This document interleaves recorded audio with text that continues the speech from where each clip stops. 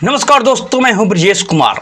दोस्तों, बिहार की एक सच्ची घटना, मैडम ईरानी देवी जो दोस्तों आईपीएस की परीक्षा पास करके और लगातार बिहार के एक छोटे से जिले में 2 से 3 साल तक दोस्तों लगातार जॉब करती रही। कभी ट्रांसफर होता था, कभी इस जिले से और कभी उस जिले में, कभी दोस्तों यहाँ जाना और कभी वहाँ जाना। पर दोस्तों वह एक मर्दों की तरह, लड़कों की तरह कभी हार नहीं मानती थी। दोस्तों जिम्मेदारियों से बहुत ही स्ट्रिक्ट मैडम थी। ऐसा भी लोगों का दोस्तों मानना है कि मैडम जिस भी जिले में जाती थी और वहां के लोग बिल्कुल शांत हो जाते थे। दोस्तों बता दूं कि गुंडागर्दी, छिन, तमाम प्रकार के जो अपराध होते थे उन अपराधों पर दोस्तों लगातार लगाम कस दिए जाते थे। दोस्तों मैडम ईरानी देवी की कुछ ऐसी कहानियां हैं। आज दोस्तों मैडम ईरानी देवी के बारे में दोस्तों आज एक सच बताने वाला हूं जो काफी दोस्तों कम लोग अभी जानते हैं। मैं बता रहा हूं कि एक सच्ची घटना। दोस्तों मैडम ईरानी देवी एक बार अकेले मार्केट में निकल जाती हैं और तकरीबन दोस्तों रात के 9:30 बज रहे थे और उनका यह मानना था कि फोर्स के साथ जाऊंगी, ड्राइवर के साथ जाऊंगी या गनर के साथ जाऊंगी अगर मैं, उनको थोड़ा awkward लग रहा था। दोस्तों उनका अच्छा नहीं लग रहा था। दोस्तों उनका मानना था कि जो खुले ड्रेस में, सादे ड्रेस में अगर पहनकर कपड़े घूमना है, सब चीजें में दोस्त जितना अच्छा कंफर्ट हो फील कर रही थी। दोस्तों वो अपने एसपी साहब वाले ड्रेस में कंफर्ट फील नहीं कर रही थी। दोस्तों बता दूं उतना उनको अच्छा भी नहीं लगता था और उन्होंने दोस्तों डिसाइड किया कि चूंकि मुझे निकलना है और मार्केट से 9:30 बज रहे थे दोस्तों, आज को वो मार्केट के लिए आखिरकार निकल जाती हैं और एक बैग लेती हैं और फिर अपने ड्राइवर से बोलती हैं कि जहां पर उनको शॉपिंग करना है और वहां से थोड़ी दूर पहले ही दोस्तों उनको छोड़ देता है।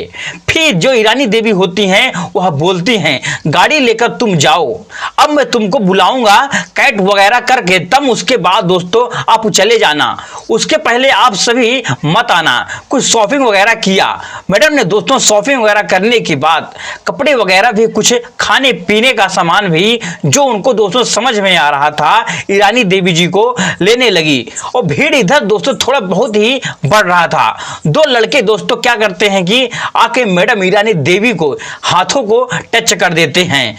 दोस्तों मैडम ईरानी देवी ने इसको अवॉइड कर दिया। क्या वो दोस्तों नहीं चाहती थी कि कुछ मुझे ऐसा करना पड़े, ताकि दोस्तों शोर शराब भी मचना शुरू हो जाएगा।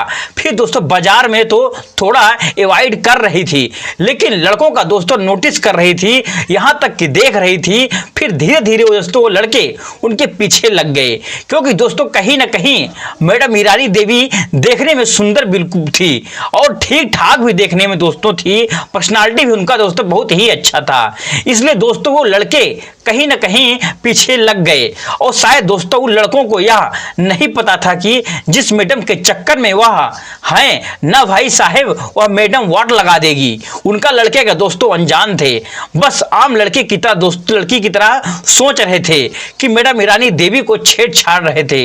दोस्तों अंततः मैडम ईरानी देवी ने ना बर्दाश्त करते हुए एक चाटा आखिरकार खींचकर एक लड़के को लगा ही दिया। दूसरे लड़के को दोस्तों आ गया और गुस्सा उसने दोस्तों मैडम ईरानी देवी के हाथ तक, वहां तक की पकड़ लिया। मैं ईरानी देवी एक आईपीएस ऑफिसर, भला 2 नहीं 4 भी आ जाते तो क्या फर्क पड़ता था।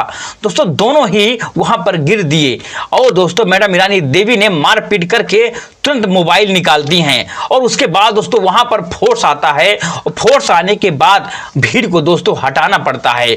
उसके बाद वो दोनों लड़कों को उठा करके दोस्तों थाने ले जाया पहुंच जाता है।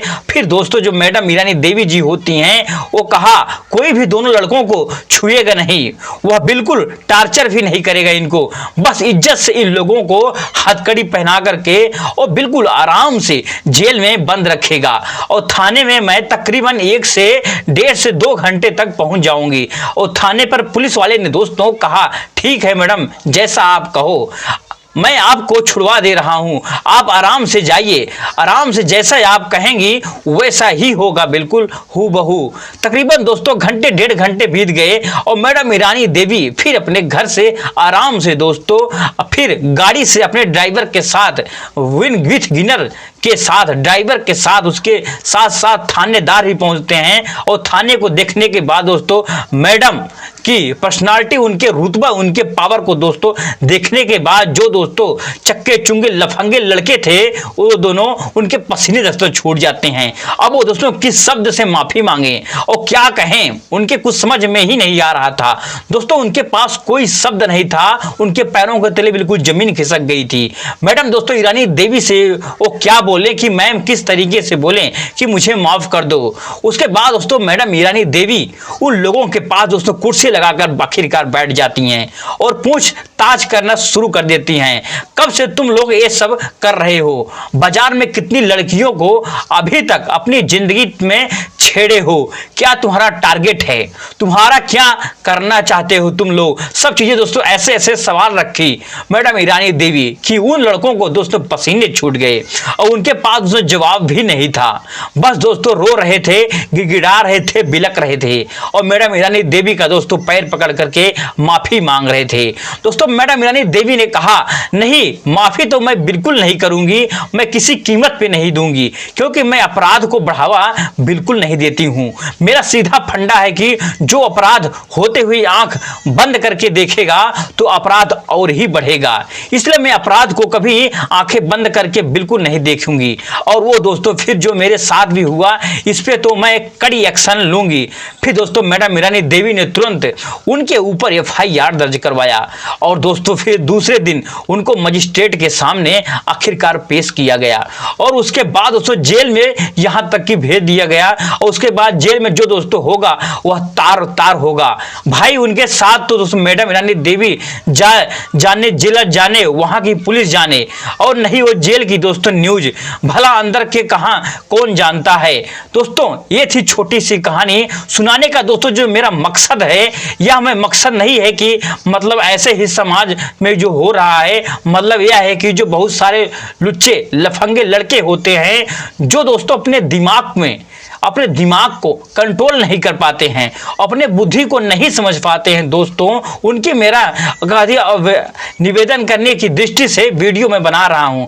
भाई कभी भी बाजार में या कभी भी किसी ऐसे जगह पर और ऐसी लड़की या कैसे किसी भी लड़के को मत छेड़ना, यह आपसे निवेदन है। चलिए दोस्तों मिलते हैं नेक्स्ट वीडियो में एक नए टॉपिक के साथ। तब तक के लिए जय हिंद, जय भारत, जय हिंदुस्तान।